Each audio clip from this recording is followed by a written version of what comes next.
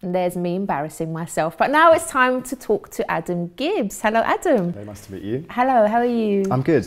Yeah, I'm a bit nervous about talking about this because it's quite a personal thing. So it'll be yeah, interesting he was to see just how telling me during the break that he hasn't actually spoken about this, especially on TV, right? So let's see how we go. Yeah, we'll see how it goes. I'm Should sure be interesting. Right. Yeah. Okay, so you lost your memory at one point. Did. Can you tell us what the lead up and what actually happened to contribute to that? Yeah, so the memory loss was May 2012, so just over kind of 2 years ago. And to give a bit of a backstory, as a child, I was kind of very academic. That was my thing. I wasn't sporty, I wasn't good at anything. I was just academic.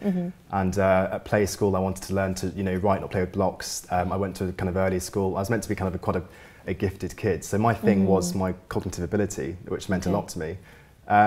And my life was all very kind of, I was the perfect son growing up. I was used to things flowing nice and smoothly. And it all kind of went a bit rocky when I turned 16. And I went on holiday, and I actually had a holiday romance, but with a guy. Coming home, I had the confidence to tell my parents, and they've been amazing parents my entire life, but they weren't equipped to deal with that at all. So it went down very, very badly. My home environment was a terrifying place to be. I was terrified. I became very depressed. But what actually happened at home? They just cut you off? They didn't speak to you? They called me some. They called me some very sort of negative things, and the situation got very, very serious where we were quite bad to be around each other. I was terrified. And again, it was just them responding. They didn't know how to respond. They were very confused by it all. They weren't expecting it. So it was really, really rough. And at the same time, whilst at uni, I was really struggling. I took on way too much. I was doing everything you could do at uni, which was great fun, but maths took a bit of a back seat.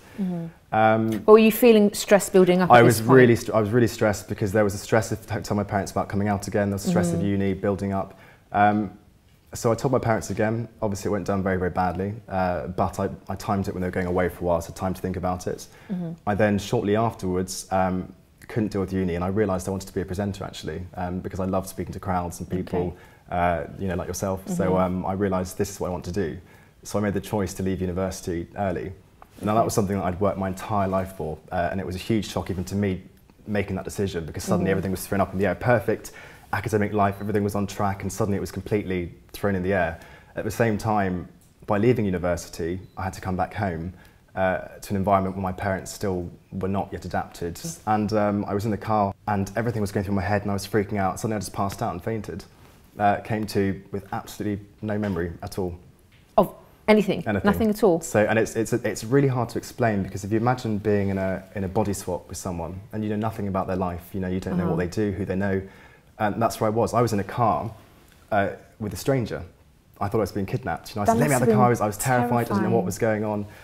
He took me to hospital, and I wouldn't get out of the car because I didn't trust him. Because when you lose your memory, in a way it's a little bit like dementia. And I understand actually a bit, obviously not dementia, but I understand where some aspects are coming from, because when your memory is troubled, the only thing you believe is yourself, because you don't know if what people are saying is true. You only have your own experience to go by. So you do become a bit paranoid, and I was terrified that people were lying to me. I thought maybe I'd had an accident that people weren't telling me about. And being taken into the hospital and realising I didn't know who I was. So there was nothing, not even a childhood memory, nothing at all? At that point, no. I mean, by that evening, my parents came back. I remembered my parents by the evening.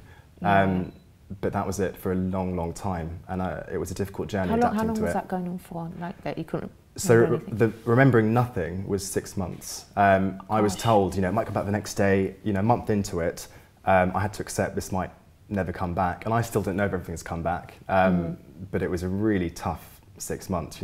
The hardest part for me is we know who our friends are, we know who people close to us are. If you lose all those memories, you don't know who your friends are. It's a very lonely place to be. So you don't, even my best friend at the time, who I did remember quite quickly, fortunately, but other friends, in fact, I had to say, I'm sorry, I don't know who you are anymore. And they had to adapt to that. That was difficult for them. What was that like for you, saying that to them? How did you feel? Really embarrassing.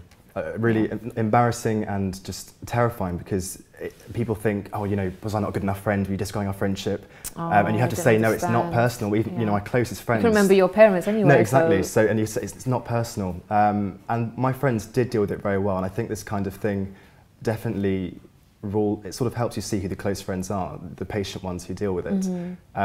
But I wasn't allowed to look at previous memories, because I was told that would be relearning the memory rather than remembering it. So I had to go Oh, so you couldn't look at like photos and I videos? did in secret thinking, oh, I'm going to anyway, and it was horrible because seeing a photo of this supposed, you know, your life and it's you there, but you think, I don't remember this at all, I wasn't there, and it's really weird. It's like looking at someone else's photo album. Oh So gosh. It was. So when did the sort of road to recovery begin then?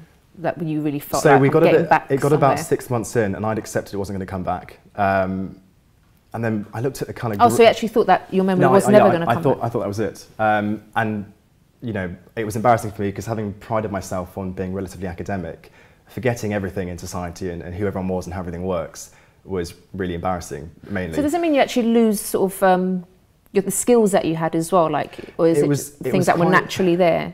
Well, the brain's an amazing thing because this is a result of traumatic stress, and it's a protection mechanism. And my brain basically deleted my personal memories to protect itself, but it kept my kind of school knowledge.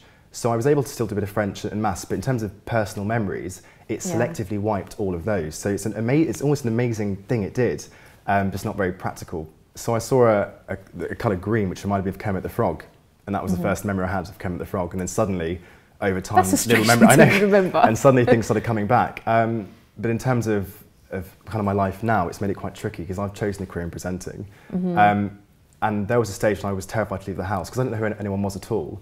I became very, very scared of life in general. Everything was overwhelming. So to go from that to back into presenting, which is my passion to do is a terrifying thing because every time I go presenting, for me it's a real sense of achievement because I'm overcoming that insecurity I had to battle.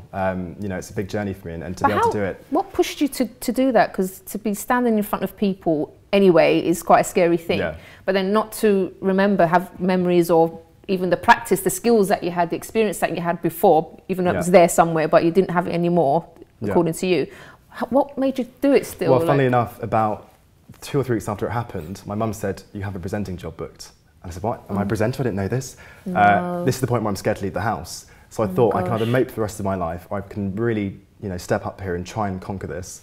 So I went to the set in front of a load of crew, and I had to present. They didn't know that I'd forgotten my memory, didn't know that I didn't have to present anything about auto cue.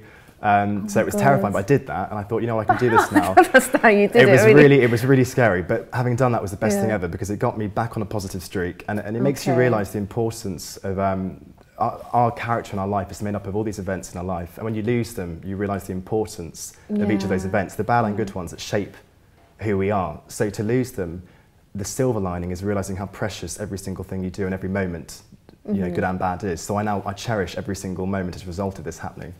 So it's had a positive, you know, spin in some ways. Yeah. Definitely. And how are things going for you today?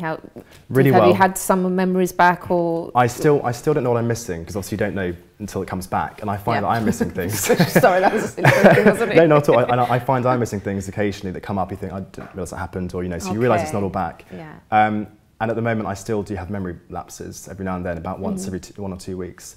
So I've you've actually put strategies in place to deal with that. Yeah, I have, absolutely. Yeah. So I now, the memory loss is now only about half an hour, but it's a very disorientating period of time when it happens because you don't know where you are. But I'm getting better at dealing with it, and it's kind of an upwards journey. You know, career's going well as a result as well, so I'm getting better at getting confidence back after what happened. Yeah. So, wow, you're doing so well. Well done. Thank you very much. Thank you. Oh, it's been lovely speaking to you. You too as well. We're actually going to have our psychologist on afterwards to sort of talk about how different people deal with traumatic events. But all the best with what you're doing and you're presenting. Thank you very much. Okay, so do stay tuned because after the break we'll have Dr. Nihara Kraus on, and she's going to shed more light on stress and events that can have an effect on someone and ways we can avoid the worst happening. So do join us after this.